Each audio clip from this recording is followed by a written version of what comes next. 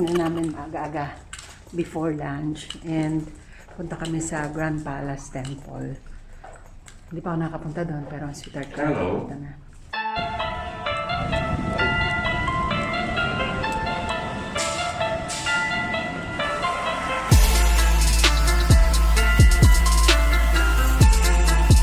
Lunch muna bago pumasok ng Golden Temple.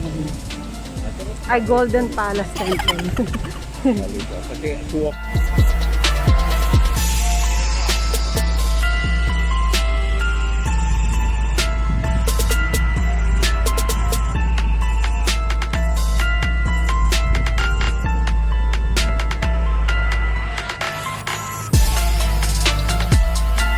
Lunch muna. Dito kami sa Bowie. Bago kami pumunta sa Golden Palace.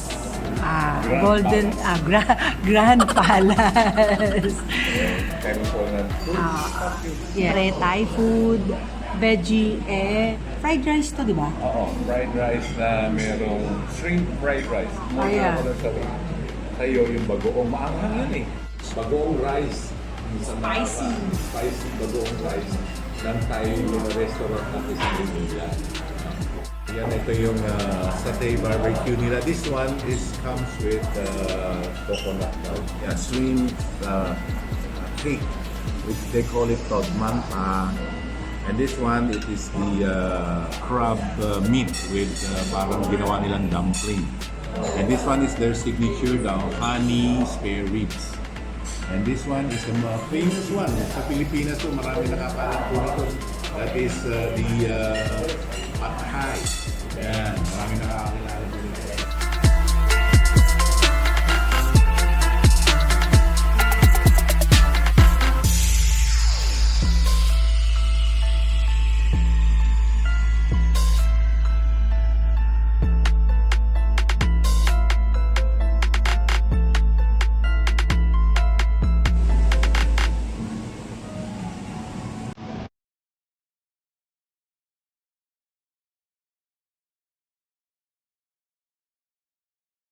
Heading to Grand Palace Temple. At mainit. Ayan o, yung shadow. Ay, wala. Kaitim pa man din ako. Ayos.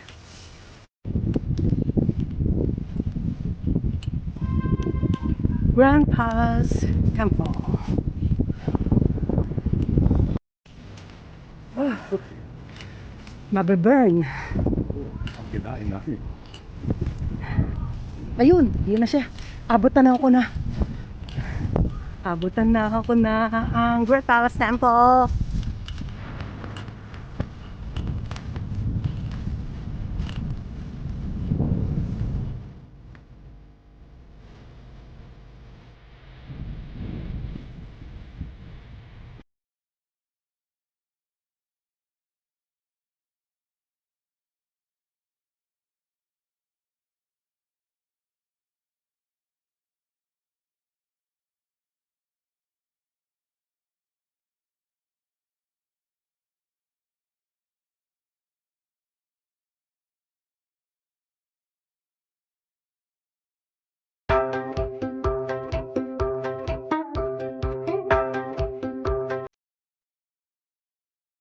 Medyo yung entrance ng Grand Palace Temple, hindi maganda yung pinaka-entrance niya kasi ginagawa.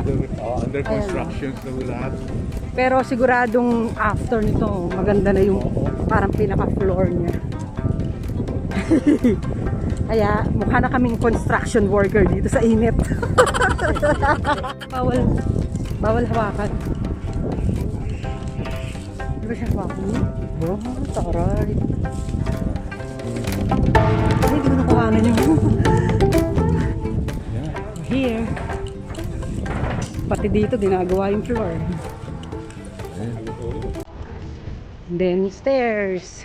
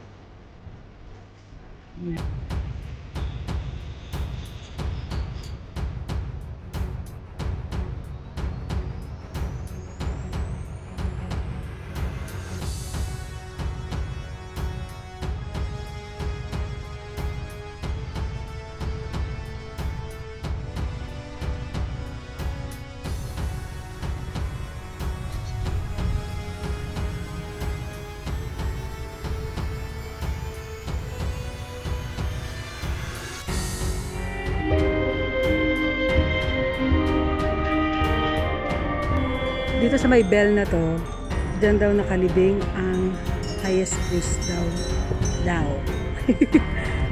Hindi ko, kung sa Catholic, parang si Cardinal Sin.